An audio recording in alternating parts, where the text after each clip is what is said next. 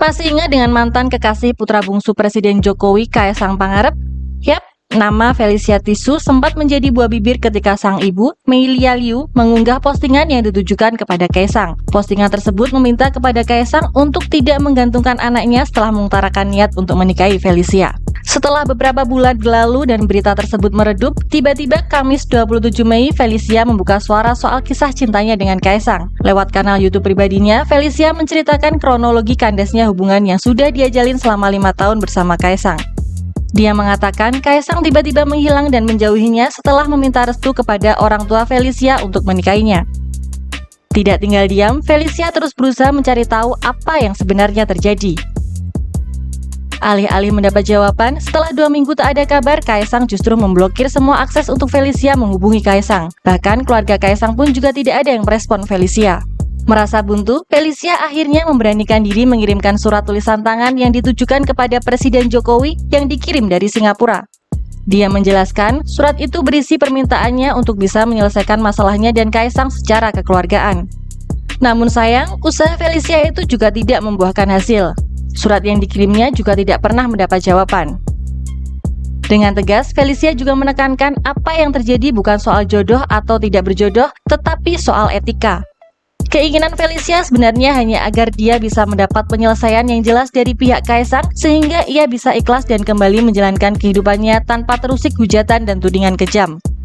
Beberapa waktu belakangan, karena masalah tersebut, Felicia kerap mendapat hujatan bernada sara dan hinaan yang merendahkannya sebagai seorang wanita. Akibatnya, akhir-akhir ini telah terjadi hujatan kejam yang dilontarkan terhadap saya dan keluarga dengan membawa isu suku, agama, dan kewarganegaraan. Setelah memilih untuk diam selama ini, saya rasa ini tidak bisa terus dibiarkan. Hujatan harus dihentikan dan publik harus mengetahui apa yang terjadi sebenarnya. Pada tahun 2016, saya diminta oleh putra bungsu Bapak Jokowi untuk bertemu dengan beliau dan Ibu Iriana, dan juga sempat diperkenalkan kepada keluarga besar beliau. Sejak berjalannya hubungan antara saya dan putra beliau, sudah beberapa kali diundang untuk menghadiri acara keluarga besar beliau, seperti pernikahan Mas Rio dan Mbak Ayang. Dalam acara tersebut, saya disediakan tempat tinggal di kediaman Mas Gibran selaku putra sulung beliau dan Mbak Selvi selaku istrinya. Saat itu saya sempat bertemu juga dengan Bude dan Pak D selaku kakak dan kakak ipar dari keluarga Ibu Iriana. Dengan pihak keluarga saya pun, putra beliau sudah meminta izin kepada orang tua dan nenek saya dan sering bertemu untuk menjalin hubungan yang baik.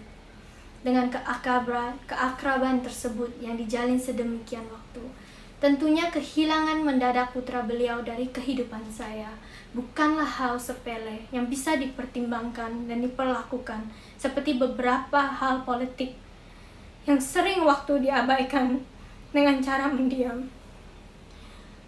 Tapi masalah saya ini harus diselesaikan secara kekeluargaan. No ifs and no buts. Pada akhir Desember 2021, putra beliau menelpon dan mengatakan secara langsung kepada saya keinginan untuk menikah dan sudah memberitahukannya kepada Bapak Jokowi. Putra beliau pun sudah meminta restu kepada orang tua saya. 2 minggu kemudian, putra beliau menghilang dan memblokir seluruh kontak seluler. Walaupun saya sangat terpukul, saya mentegarkan diri dan mencari cara untuk mengetahui apa yang sebetulnya terjadi dengan mencoba untuk menghubungi putra beliau dengan berbagai cara dan juga kepada keluarga Bapak Jokowi. Tapi dengan sesatnya, tidak ada satupun yang merespon dan Ibu Riana pun mengganti kontak selulernya.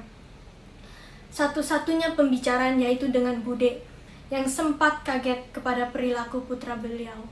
Pada waktu itu, saya dianjurkan untuk tidak mengosongkan pikiran dan disampaikan bahwa Bude yang akan coba cari tahu dari keluarga beliau. Namun, setelah 2 hari kemudian, pada saatnya saya WhatsApp kepada Bude, dia pun tidak merespon balik. Alangkah anehnya. Dan yang lebih kejam lagi, putra beliau tetap aktif di sosial media Twitter. Tetapi saya diabaikan begitu saja tanpa kabar dari semua pihak keluarga Bapak Jokowi. Namun, dengan demikian saya pun tetap berusaha untuk menulis surat tangan yang dikirim langsung dari Singapura ke Indonesia dengan tujuan kepada Bapak Joko Widodo. Isi surat tersebut meminta untuk hal ini diselesaikan secara kekeluargaan karena dampaknya akan sangat berat bagi saya apabila tidak ada penjelasan dan penyelesaian dari pihak beliau.